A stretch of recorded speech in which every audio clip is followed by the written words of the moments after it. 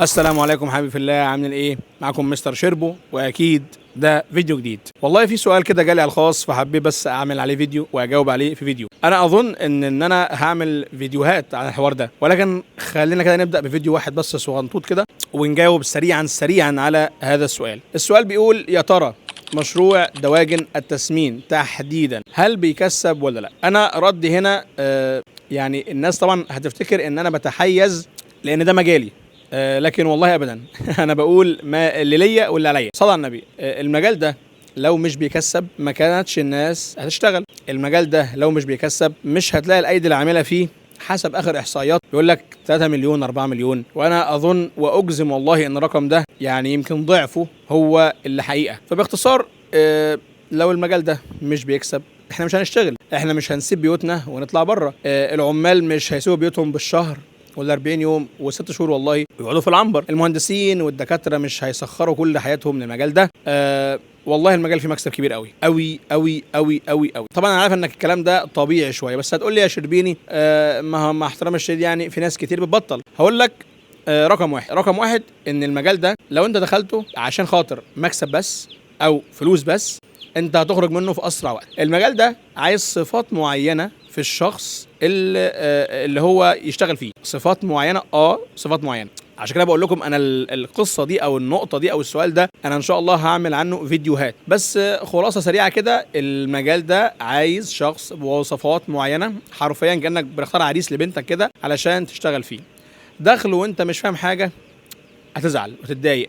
داخل وانت مش مجهز مكانك كويس هتزعل وتتضايق وتخسر وتبطل. داخله علشان عملت دراسة جدوى ليس لها اي علاقة بالواقع وقلت لا لا لا، لما 1000 بيكسبوا مش عارف 30 ولا 40 يبقى 2000 يبقى اوبا ده 5000 بيكسبوا ربع مليون، يلا يا باشا بكره الصبح. هتخسر. لو انت داخل عشان انت مش حابب المجال اصلا بس عشان خاطر فلوسه بس او دراسة جدوى وهمية زي ما قلت، هتخسر وهتبطل. المجال ده عايز شخص عنده شغف تجاه الطير ده، عنده حب للحاجه دي، عنده يعني استعداد ان هو يبات في العنبر، انه يقعد كده في درجه حراره 34 ويجيب ميه زي كده ويقعد هنا شعله وهنا شعله وقرف وبتاع. هو عندك شغف للمجال ده، عندك حب للمجال ده، هتكمل وهتنجح.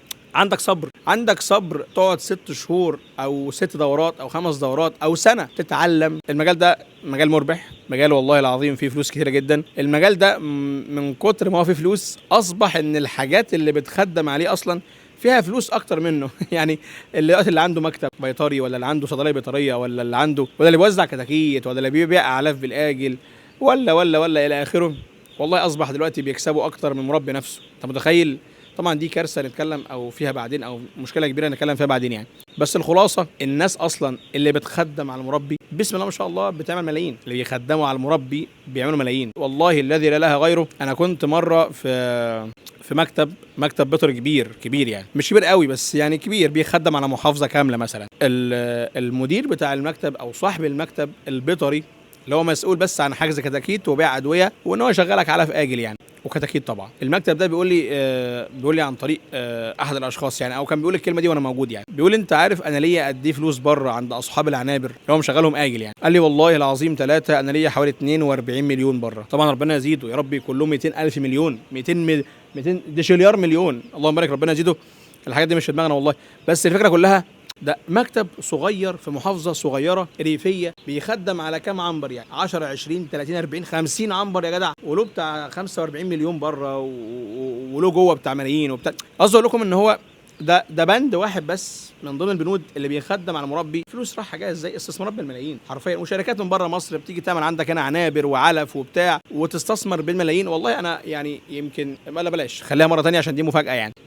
المهم فالمجال ده فيه فلوس حلوه، واسف والله لو طولت عليك بس المجال ده فيه فلوس حلوه. بس اهم حاجه تكون صبور، واهم حاجه تفهم قاعده معينه بقى، ان احنا مش بنحسبها بالدوره، احنا بنحسبها بالسنه. والله انا في السنه دي عملت 7 دورات، منهم 5 دورات المكسب بتاعي كان تافه، 5000 10000 20000 حسب بقى انت بتربي قد ايه يعني. بس الدوره الثانيه شربيني كسبت فيها 100,000 200,000، يبقى والله انا اجمالي خارج من السنه دي معايا بتاع 300,000 400,000 على 12 شهر، فده مرتب يعني وزير. فده مرتب طبعا كبير جدا كبير جدا جدا جدا طبعا عند ناس كتير يعني، وصغير طبعا عند ناس كتير برضه، بس في المعقول لو هنتكلم في المعقول فده مرتب كويس جدا، وهكذا. عشان كده انا اذكر كلمه احد اصحاب العنابر، الكلمه دي مزجتني حرفيا، كلمه مزاج يعني. قال لي بص يا شربين، احنا بنقعد طول السنه بيجي لنا مرتبات موظفين، يعني كل دوره يجي لنا 10,000 12,000 8,000 15,000 20,000، طبعا ده يربي 5,000 مثلا يعني. بيجي لنا مرتبات موظفين، بس بيجي لنا كده دوره ولا اتنين في السنه بتلسع لسعه تلاقي 200,000 مكسب و100,000 مكسب و300,000 مكسب، فدي بتشيل دي.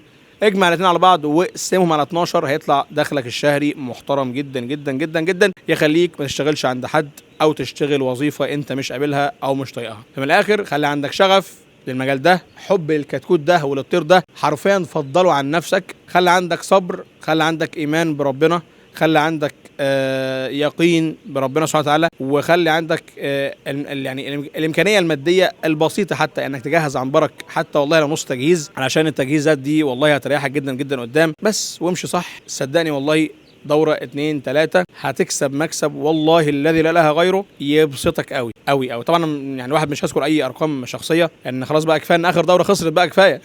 ده بجد والله، اخر دوره خسرت، وانتوا اكيد طبعا شفتوا الفيديو بتاع الفيروس، واكيد برضه في فيديو تاني هيتعمل وممكن ينزل قبل ده كمان. بس في ده كده اجابه سريعه على السؤال ده، واسف للمره الثانيه لو طولت عليكم والله.